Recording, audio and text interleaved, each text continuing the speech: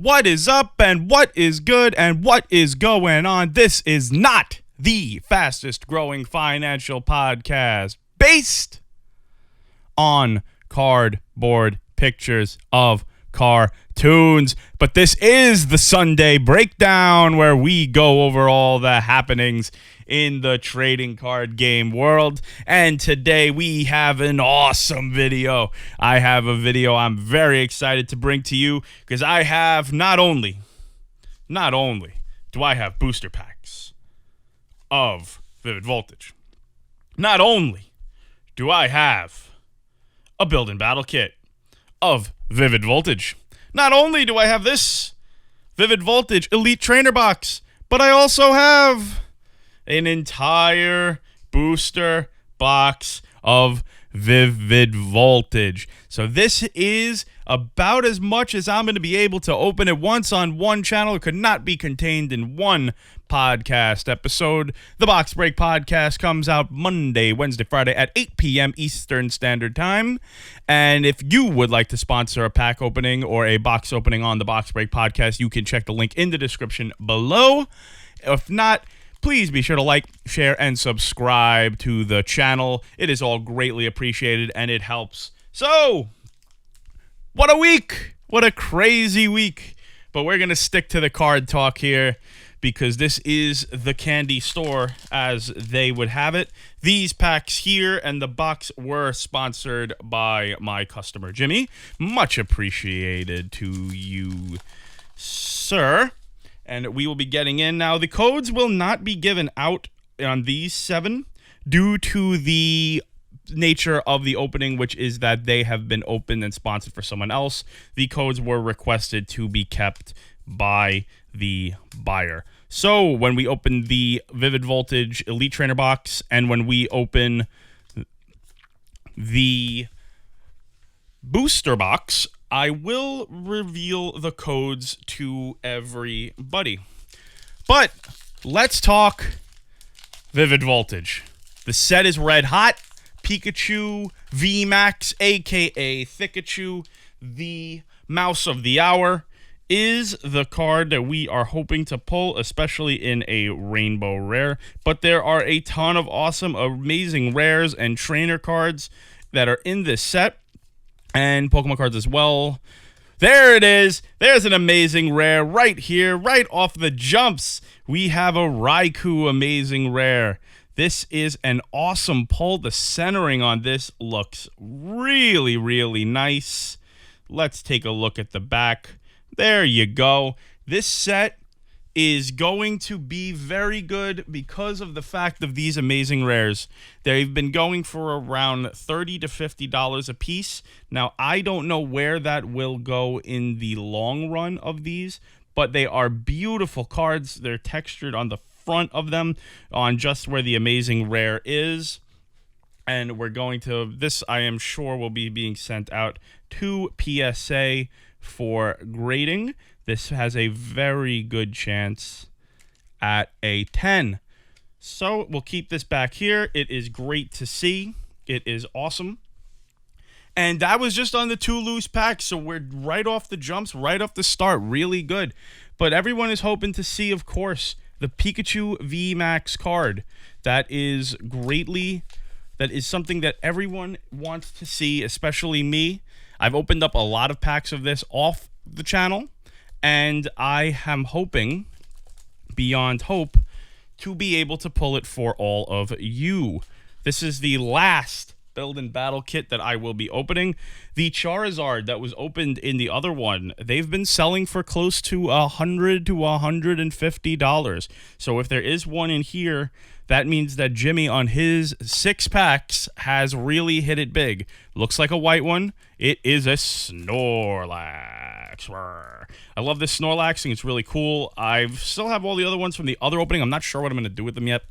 I might grade them. I might just give them away. I don't know. Please comment them below if you would like a chance to win a Snorlax pre-release promo card. I will probably be grading the Lugia, and the Charizard was already sold off on the eBay. So, continuing along, as you can see, we have the amazing rares. You have that. I think this set's going to be very good. It is sold out pretty much. It's not going to be easy to find. Please, please, please do not pay the inflated prices for Vivid Voltage cards. It is not necessary to pay $150 for a booster box of Vivid Voltage. I know you may really want one, and if you want it and you really just want to start playing and looking at the cards, sure. I'm not going to tell anyone that they just absolutely cannot. It's your money to do what you want. But if you are buying them at $150, do not be surprised if in a few months you'll see that if you had just waited, you could have gotten the cards and the packs much cheaper. The Pokemon Company has heard us loud and clear. They know the market's booming, and they are going to be printing white code. They are going to be printing as much of this as the market can absorb, and I believe that that is a lot. So hopefully we got something good in this pack here. Dusclops, Voltorb, Weedle, Drillbur, Clefairy, Wailmer, Shuckle, Talonflame V. That is not the name of that card. It is Talonflame V. But as I was reading it off, it was enjoyable. But don't pay the overinflated prices for Vivid Voltage. When I'm able to get more in stock for breaks, we will be able to have them at much better rates, much cheaper. It's just, this is not Champion's Path. This is not Hidden Fates. This is not Vintage. These cards are certainly available. They will be. It's just a regular box. They know people want it. It's going to be in all the tins. It's going to be all the packs. I've already seen some pre-orders for the sets that are not the, booster boxes and all that are going to have Vivid Voltage packs in it. It's going to be around. This is the set that's going to lead us, I believe, all the way until the 25th anniversary set. That's a set you're going to want to save your money for. That's going to be good. I've already spoiled the shiny VMAX. Not the VMAX. Yeah, the Charizard VMAX shiny, which is probably the rainbow one. It's probably going to be really expensive. So, without any further delay, let's start getting into my stuff, where we can get the Vivid Voltage Elite Trainer box being opened. As I clearly cannot open a package. You have, of course, the Mouse of the Hour, PIKACHU, on the box. You get, as you can, most Elite Trainer kits, you get the player's guide. And you have the box for your stuff. Comes with a rulebook. Comes with dividers. These are good. These are always useful. Comes with energies. Comes with sleeves. These PIKACHU sleeves. We'll be using that in today's video for whatever is pulled in any of these sets. So we'll keep that there. And of course, what we really want to get into are these Vivid Voltage booster packs. So I like to put this back here because I also really like the Elite Trainer boxes just to be displays for the video. So you guys can see what I usually set up beforehand. And any future Elite Trainer box openings will, of course, have the boxes already set up in the background. But I like to have it set like that just for views, just so you can see how it looks in the background. I think it gives a nice touch. But we'll see how the pull rates are for these Vivid Voltage booster boxes. So good luck to me to pull these cards. Hope to see the good stuff and some amazing rares. And we'll start off with a white code. And we do the card trick for first pack out of the Elite Trainer box. Sableye, Cramorant, Voltorb, Weedle, Drillbur, Clefairy, Wailmer, Ninjas. There's something back here. It is just a holographic Leon Trainer card. Shout out to Leonhardt, an inspiration for this channel, a beacon of positivity in the Pokemon and in the YouTubing trading card game community. Please, I don't know if the NAMI donation is still going, but you should donate to his cause that he is doing for the National Alliance on Mental Illness. It is, as we get the background lit up, it is a great cause, one that I firmly stand behind. Make sure your mental health is good. Make sure you're not, make sure you're all right. And all these other issues that people end up having, they're not great. So please, if you have any money, please head over to NAMI and donate there. but off the rambling, just talking more about Vivid Voltage as I see it. A lot of people think this set is the cards are going to come out and everything's going to crash. And I'm here to... Woo! Oh, how? How? Right on the cue. Right on the cue. Right there. Right there. Look at that. Set's going to crash. Huh? Huh? How are you going to do that? Look at Rayquaza. Does Rayquaza think that that's going to happen? I don't think Rayquaza thinks that's going to happen. Let's go. Right here, we are going to get it into the Pikachu sleeve and then eventually into the card saver one to send to PSA. This card has pretty decent centering, maybe a little off left to right.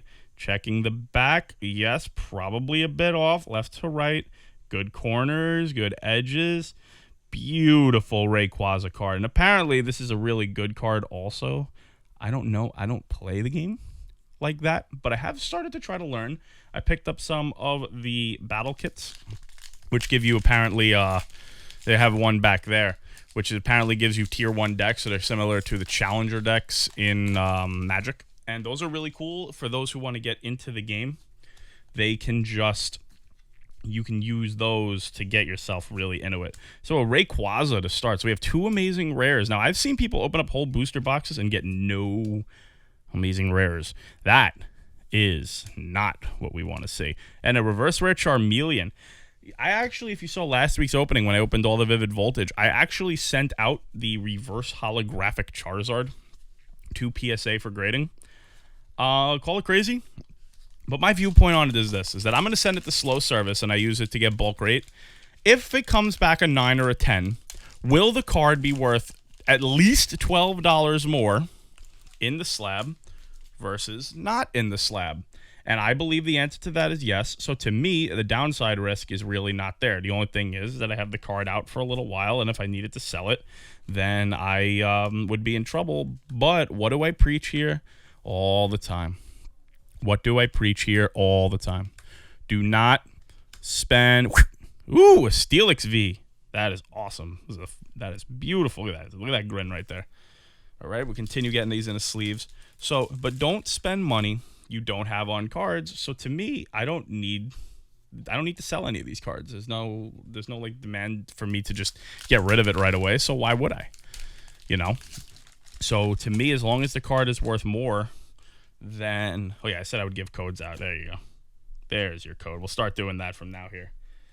Right? So to me, what does it matter if the card, if it takes so long and it's away? So to me, if I grade it and it's worth a little more, cool. If not, whatever. It'll go on my dresser. It's nice.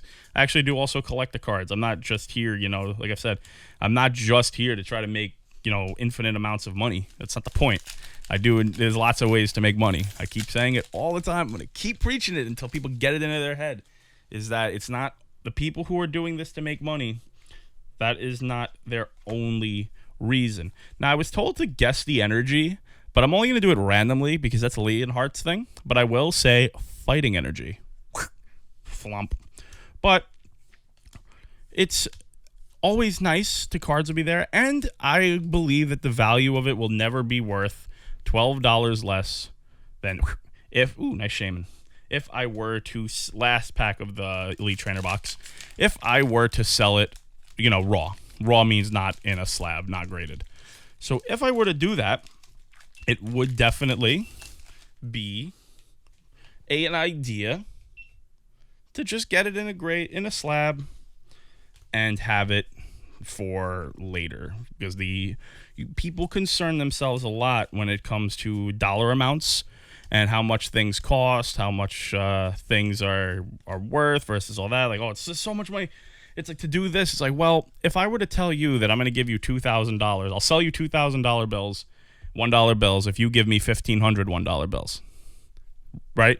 Everyone would just immediately go, yeah, I'm obviously going to do that. Why wouldn't I? You know, you'll figure out how to get the money, or you'll put it on a credit card or something. And to me, it's the same thing. If you're paying to get it graded, it means that I'm just paying money to get more money back. It's just now I'm going to have to find a buyer, which of course is there.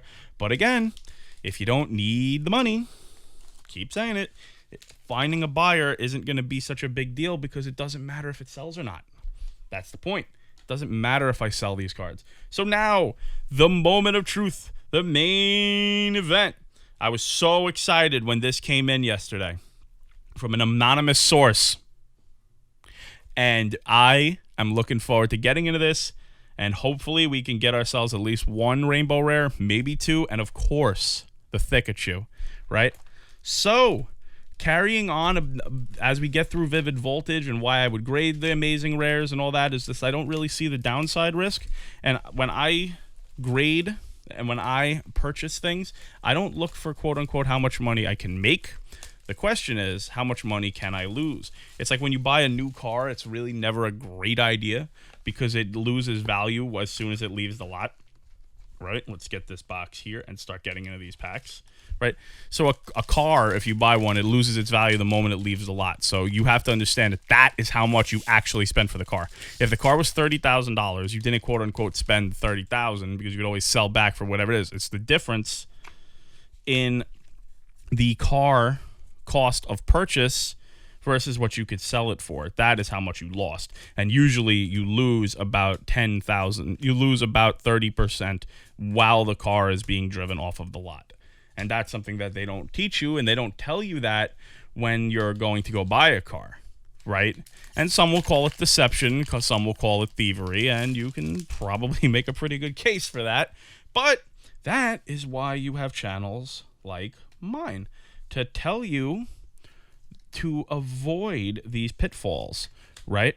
To not go and waste your money as you're buying it. Worry about the equity that you have in it. Worry about, it's not only about the liquid value of the item or your money. How much something is worth is very valuable. Now, of course, it's pretty crucial to know that if you can sell something, you know, it's pretty crucial to know that you can sell off an item quickly, to how liquid something is. Like, just because something costs maybe $1 million, like ask anyone who's ever went to try to sell a house. Just because something costs a certain amount doesn't mean that you're gonna Galarian Darmanitan V, right? It doesn't mean that you could just push a button and get that much money, which is why a lot of people prefer to stick to the stock market, you know, because they can pretty much just push a button and all of a sudden the money has been liquefied, or cryptocurrency, you know, or whatever, you know. But when it comes to cards, as long as you're investing diverse and you're putting in different, there's no reason you shouldn't have some of your money in some of this stuff. As long as it's diversified. I would never tell anyone, hey, take all your money and buy old Magic cards, right? That's a stupid idea done from stupid people. Don't be a Timmy. But don't put none of your money in it. That's what I'm trying to tell you. Don't put all your eggs in one basket. It's a known thing for a long time. Anyone will tell you this is just simple, old-fashioned grandma's advice. Let's Zekrom, right? This is just old-fashioned, very easy-to-follow advice, right? So we're going to go to guess the energy on this one. I'm going to say we have a psychic energy coming up. And it's a psychic energy because I want to use my psychic powers to try to talk about how much Commander Legends is going to be. Because Commander Legends has been fully spoiled. And that set is great.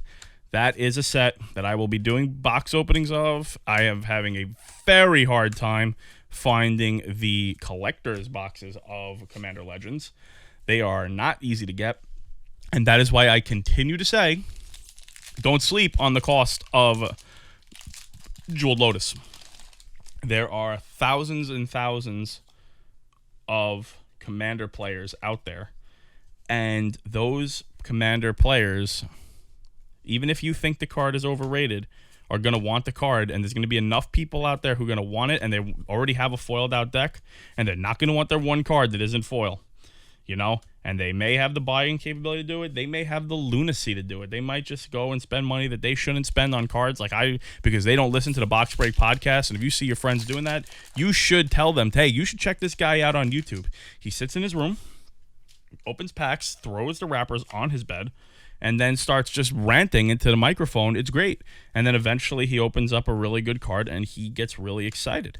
So that is that. But there will be people who also do have the capability to buy it. And those, as I get a Wailord, those people will buy these products and they are going to be holding them down, and they're going to have them, and it's going to keep the price up. There's not that many collector boxes of Commander Legends on the open market now. That could be manipulation from WotC. That could be a lot of things. I am not here to speculate.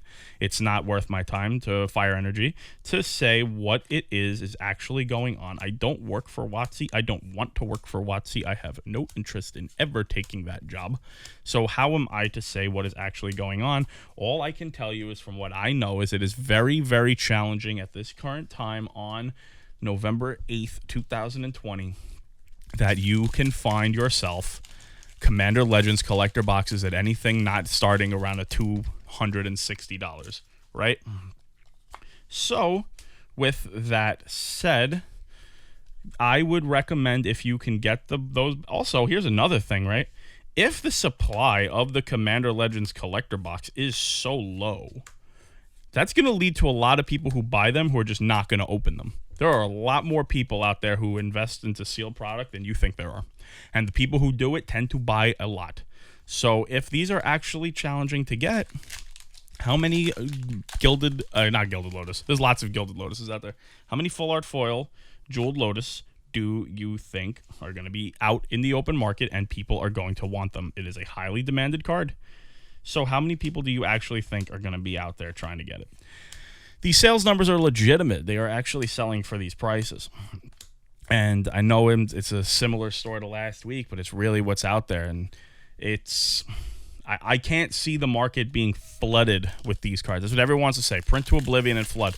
These collector's boxes aren't that easy to find in volume. If you need proof, go and check the most expensive card in Commander, the least expensive collector box that's available, and see how many are in between that and the next tier, you would say. Like if every $50 for we got something in the back.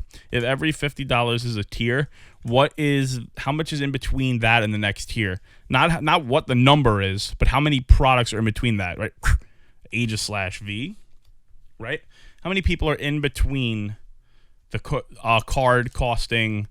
You could say, oh, this card costs $300 for whatever, right? Say Mox Diamond a few months ago. I wouldn't look to see how much Mox Diamond was and say that. I would say, okay, how many people on the market are in between Mox Diamond costing $300 and Mox Diamond costing $500? That's what someone who wants to do a buyout is going to look at. They are going to look at how many products are in between the two price tiers. Because, yeah, there might be a couple lingering at, say, $300, but if someone only has to put $1,200 to buy 4 of them, and all of a sudden now the cheapest on the market, let's get a Zygarde, as the cheapest on the market suddenly becomes $500, that means they spent $1,200, and now they have no reason to sell the card for less than $500 until other people enter the market. So when the card has high demand, and I'm not saying that the demand for Mox Diamond is the same as the demand for Jeweled Lotus, but what I am saying is that if the demand is high, they can realize that the people who are holding them might have a fear of missing out on the new prices. And if you see something is selling for $500, this is what I try to tell the people on these Facebook groups all the time is, I don't know how many people are rushing to sell their cards at the old prices. They just want you to sell your cards for the old prices. People want to buy booster boxes at the old pre-Logan Paul prices. But if they have any of it, they don't want to sell it for that. They just want to sell it for what they, so it's it's a disingenuous thought to say that. It's a disingenuous thought for them to say, oh, the old prices come down or whatnot. So people who are having them, who are considering selling them, they were going to just sell them at the new number. So what I'm saying of that is these collector's boxes are not going to be Zacian. There we go. Another amazing rare, right? I am really, really, really liking these amazing rares. Let me tell you, it's so amazing. And I wonder if that's why they named it that. All right, let's get this into a Pikachu sleeve also. So far, that's our second amazing rare. First in the booster box, right? As people go through these, they're going to be looking to see how many of these amazing rares you can get, right? Come on. There we go. And I think that it's been around. Some people have said 2. Some people have said 4. I've seen some with 0.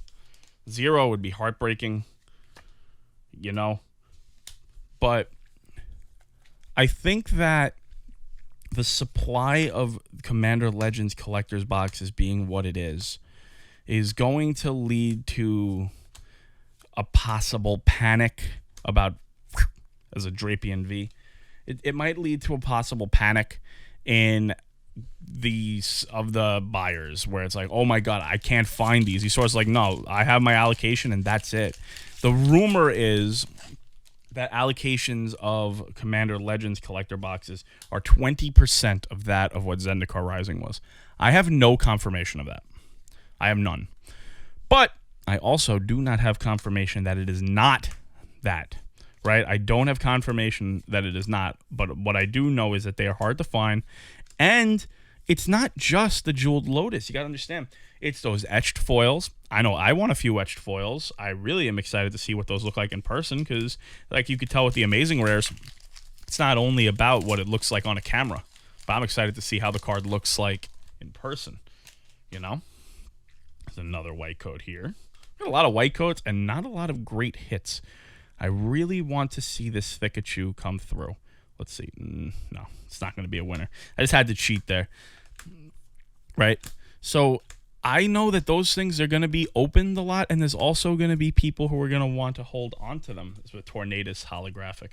So you can say that the Commander Legends collector boxes are going to cause these cards to crash, and maybe I'm wrong. Maybe it will. People say Full Art Jewel Lotus is going to go to like $20. I'm like, I just don't see it. There's too many decks where it immediately makes them better. You know, Kirik, Lord Windgrace, any 4-mana commander is just nuts. Ooh, okay. We got an Alistair full art right here. Check that out. Let's check the centering. Little off, more over here than there. Check the back. Yeah, you can see on the back it's got a lot.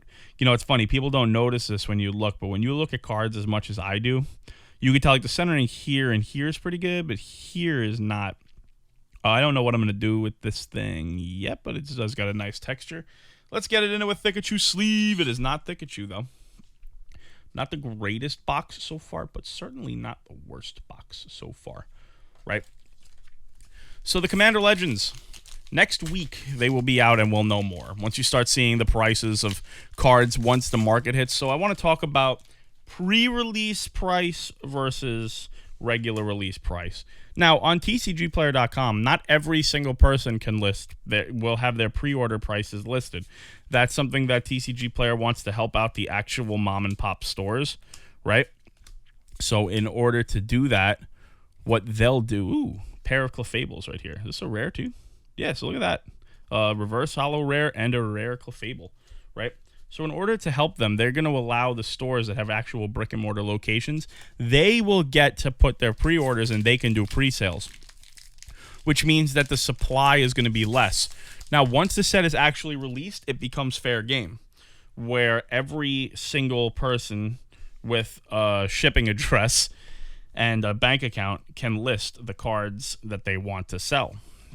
So with that said, is that once the set releases, then you have a reasonable idea of what something will be, but you really want to wait. I know someone who wants this card, and they're going to be very excited that I have just pulled it.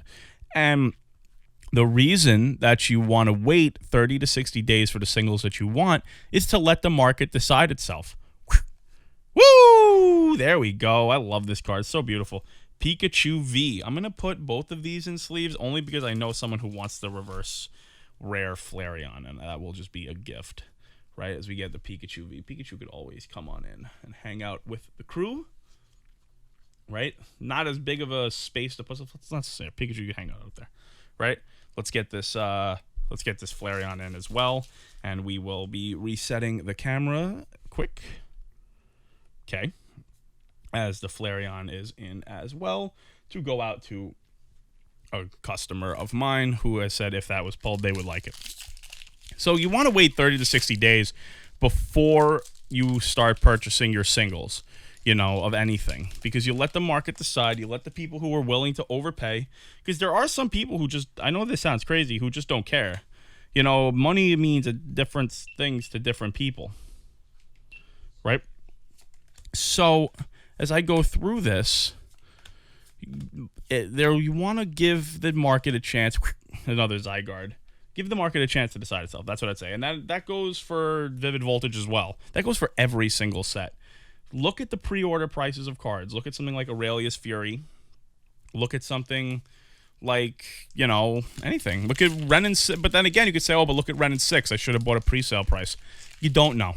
But on average, cards go down because the market comes in and the demand tends to peak around pre-release time when everyone's hyping, everything's up. Everything is going to break the formats. Everything is going to be the best thing since sliced bread. And it ends up not really being the case. As we get Rockruff, Blitzel, Skiddo, Pharisee, Din and Day, and a Ninjask, right? This is not being the case. Most cards tend to go down. Some go up, some go down, but to me, that's just, you'd be better off buying a lottery ticket. How do you know? Is your card evaluation that great? Be real with yourself. How many cards have you gotten wrong?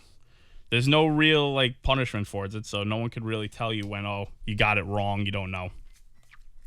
But as we continue along with this box opening, I could see these amazing rares taking a bit of a hit in the short term because they're great, but I can't see them holding $50 range. It's going to be hard. The new staple cards are going to be dirt cheap after a few months, maybe. I don't think Vampiric... I heard someone try to tell me the other day that they think that Vampiric Tutor is going to be a $20 card because it's a mythic in a new set. A standard price set. I was like, I don't think people understand the demand for a card like Vampiric Tutor. There's a lot of demand for those lock steadfast EDH staple cards. Your Mana Drains, your Cyclonic Rifts. They've reprinted Cyclonic Rift a lot in the last few years. Even this in the last bit, it's still over $20. Because if you have a deck that plays blue in it, you're playing Cyclonic Rift. That's why I think if there were one single card that wasn't on the reserve list, and someone were to ask me, which do I want to buy? I would probably say Smothering Tithe, because if you're playing white in Commander, you're playing Smothering Tithe. It's just in your deck. Now, the only thing that'll keep that card from going nuts is that white is one of the more underplayed colors in all of Commander, and they did white dirty this set. Is that I think that Hull Breacher should have been a white card between you and me. I look at Hull Breacher and I say, wait, how is that not a white card? It stops them from drawing. So there's already a card like that in Spirit of the Labyrinth. I heard something about, they don't make treasure and like that. I was like, well, the best and most recognizable treasure card is a white card, which is Smothering Tithe, right? And it seems like they didn't really... Whoop, wow, I got another Pikachu V. Okay, as I jumped the gun on the pack, right? So I think that Commander Legends is going to be a grand slam home run. Now, in terms of the drafting of it, that depends on where you are in terms of that, live drafts. But it's really fine if it's also a set that's kind of cool if you just want to get 4 friends or 4 family members already live in the house. I think the set will sell very well. I am completely sold out of it. It's not even a question. Trying to find more has become more of a headache than I wish to explain. Right? It's just no one has it. And they're saying, look, if you're going to get it, you're going to have to pay a lot. And then when I try to tell that to my people, they're like, I don't want to pay that either. So I might just have to take the L just for the content, which I'm okay with that. Woo! Okay, full art. It is not a PIKACHU, but it is a Colossal VMAX. Look at that thing. Look at that thing. That thing is a beast, man. What does that do? Eruption Shot. Discard the top card of your deck. If that card is an energy card, this attack does 90 more damage. Attach that card to this Pokemon. Wow. Whoa. That's nutty. That's crazy, man. That's crazy. I don't know much about the game competitively, but I do know I've played a bit, and that seems crazy. That might be a good card. as people get back into playing the game, you know, because what'll happen is you're going to have these collectors come over who are just interested in the cards, but their natural competitive tendencies are going to want to have them get into the game. That's what happened in the great Yu-Gi-Oh! To Magic migration of 2011 that no one ever talks about. So me, a little history lesson on me, is in 2011, in 2010, I was only playing Yu-Gi-Oh! Right? During the Black Wings format, during the X-Saber format, blah, blah, blah. Synchros and all that. I tech Genocide, Hyper Librarian. And then 2011 hit, and Exceeds came out, and I was done. I thought that those cards were, the game was broken. I just wasn't interested. And of course, the game is alive and well, and I wish I had kept a little of some of my old cards, but you know, it's fine. I never really look to the past and say, oh, if I just did or didn't do this. I just want to look at the lesson from doing what I did, which is completely okay. And you live, and woo, another one of these. All right, so this is my hit of the box, I think. I believe you only get one. The Cape of Toughness. And it is really, wait, let's check top to bottom. It's very off-center, top to bottom. Not good. The back seems good, but no, it's off. All right, so this is probably, I don't know, I'm probably not going to grade this. I'm probably going to say that I'm not going to grade it, and then I'm going to grade it, because that's kind of just what I do, right? And because I have a love for graded cards. We're down to our last few packs in the box. Vivid Voltage. Really excited for Vivid Voltage. Just, you know, I'm going to keep going at it until I find Pikachu VMAX, a.k.a. PIKACHU. It will happen. I swear it. And it will happen on camera, and it will be great. And I will go nuts when it does. Right? As we jump through the last packs. Now, again, we've only opened one Amazing Rare, which is, you know, I don't know what to think of how many you're going to get per box. I hope it isn't much. I would like them to remain rare, but it's nice to know that this set, compared to Champion's Path, and there it is. Every time I talk about Amazing Rares, they show up. This is my favorite one of all. Look at it. Celebi is one of my favorite Pokemon ever, and I'm really hoping to get one of these to come back as a PSA 10.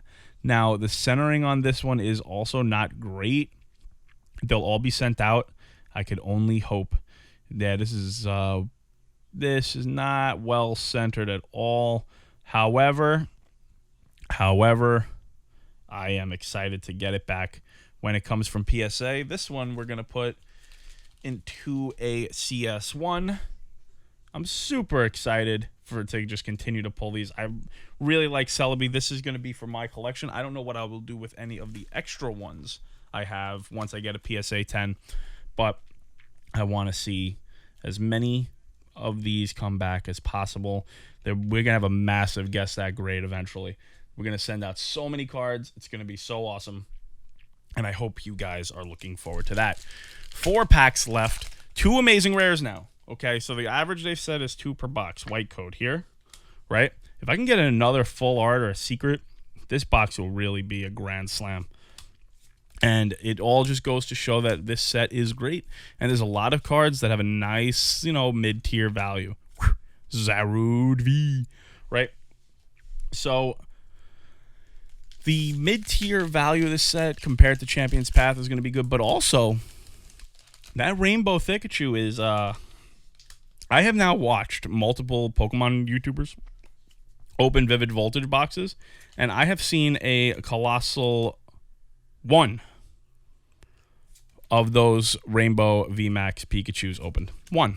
So with that said, how many of them are really, how's the pull rate going to be for that? If it's, of course, it's not a huge sample size. It's just the original run. But the card is currently selling for around $300 to, I would say, $400, depending on where you get it from. And a PSA 10 will probably be around $1,000. It's a really cool card for a collection. And from what I've heard from the grapevine, I've also heard it's like decent in the game itself. So people are going to want even the regular ones. So the rainbow one's going to be super expensive. And we're down to our last pack. Really excited so far. We're going to go over a review after and all that. Next week on the Box Break podcast, we're going to continue sending off some of the more recent sets. I'm Out of Darkness Ablaze and all that. Not really sure exactly what I'll be opening up, but we're going to have a bunch of different stuff, and we're going to be preparing to get my hands on the new stuff. Hopefully I can have it before Friday, but if it comes in on Friday, then I'm going to have to shoot the videos later. So with that, please be sure to like, please be sure to share, and subscribe. White code in the close. If you like this video and want to see more content like this, where I just kind of talk about, just not necessarily the money side, where you call it like, oh, he's just talking about making money in the game, but more of just the mindset of collecting cards as a hobby that doesn't run out your bank account into zero. So, with that said, the last card is a Durulodon. So, please be sure, like, share, and subscribe, and I will catch everyone next week. Please, of course, once again, remember to be excellent to each other.